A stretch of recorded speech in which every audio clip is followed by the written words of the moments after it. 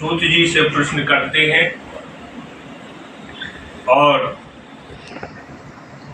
यहाँ पर गरुड़राज जी भगवान विष्णु से प्रश्न करते हैं।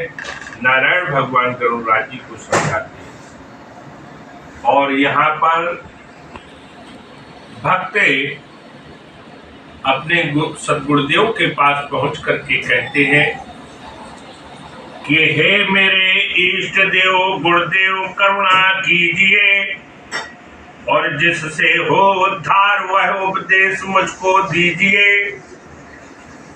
लीजिए मुझको शरण में, शिष्य हूँ मैं आपका और मोह माया से तपाया हूँ तीनों ताप का।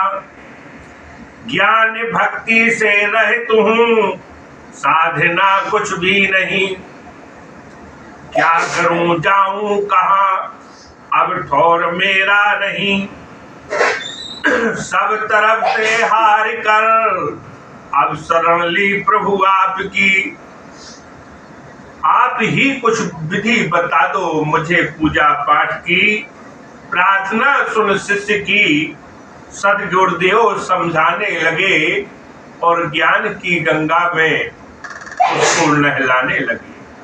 अर्थात जो उसके काम क्रोध लोभ मोह माया रूपी से जकड़ा हुआ जीव, उसको अंधकार से प्रकाश की ओर ले जाने लगे और समझाने लगे। कहने लगे यहाँ पर जो मोह की उत्पत्ति अर्जुन को होती है, तो भगवान कृष्ण जनार्दन अपने अर्जुन को समझाते हुए उसके मोह को दूर करते हुए कहते हैं। भगवान श्री कृष्ण की वाणी, या एन वेत्ति हंतारम याश्चाइनम मन्यते हतम उभौ तो न विजानी तो नायम हंति ना हन्यते। हे अर्जुन, जो इस आत्मा को मरने वाला समझता है या इसमें मरा हुआ समझता है, दोनों ही नहीं जानते। वास्तव में आत्मा न कभी मरता है न किसी के द्वारा मारा जाता है, यह सदैव रहता है। आत्मा अमर तत्व है जो कभी मरता नहीं, पैदा भी नहीं होता, न इसका कुछ बिगाड़ा जा सकता है न बनाया जा सकता है। इसीलिए हम किसी शरीर को नष्ट कर सकते हैं या कोई हमारा शरीर नष्ट कर सकता है, परंतु आत्मा तो अजर है, अमर है। अतः इस ज्ञान को अच्छी प्रकार ग्रहण करो। जब यह परम सत्य समझ लिया कि आत्मा न मरता है और न मारता है, मरना मारना तो केवल किसका, शरीर का धर्म है। अतः इस परम सत्य को समझ लेने पर व्यक्ति निर्भीक और निश्चिंत हो जाता है। आत्मा को ज्ञान को समझ लेना चाहिए। यहाँ पर उन्होंने कहा है भगवान श्री कृष्ण ने कि 5 तत्व हमारे शरीर में है, जिनको हम जो है 5 ज्ञानेंद्रियां, 5 कर्मेंद्रियां और 5 महाभूत, जैसा कि मैंने आपको कल समझाया था। तो यहाँ पर बात आती है जो कि मैंने कहा था कि जो जन्मा सो निश्चय नासा और जो नासा सो सदा प्रकाशा।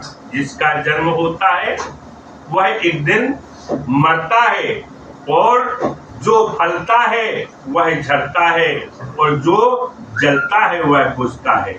इसलिए हमें किसी भी प्रकार का इसमें विमोह नहीं करना चाहिए। आगे वह कहते हैं,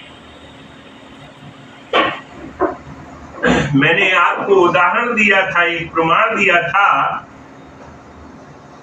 कि इसी भांति संसार में घट रूपी है देह। और छाया रूपी जीव का यही निश्चय ही। अरे देखो, रवि है आकाश मध्य, छाया संपूर्ण घरों में है अटल एक ही महातेज माया संपूर्ण घरों में है। अरे श्री सूर्य रूप है एक ब्रह्म, जो सब पर तेज डालता है, यद्यपि अव्यक्त यथार्थ वही पर नाना रूप भासता है। नाना प्रकार से जो घड़ा टूटता जाता है, वह सब मिट्टी ही मिट्टी है, छाया फिर दृष्टि नहीं आती, यह हमारी धोखे की पट्टी है। वास्तव में सूर्य देव भी है, छाया भी कहीं नहीं जाती, ऐसे ही ब्रह्म एक रस है, माया भी कहीं नहीं जाती। छाया का आया जन्म हुआ और जाना मरना कहलाता है। सोचो तो जन्म ना मरण कहीं, सब एक स्वप्न दृष्टि में आता है। अपने स्वरूप को, आत्मा को निर्लिप्त समझते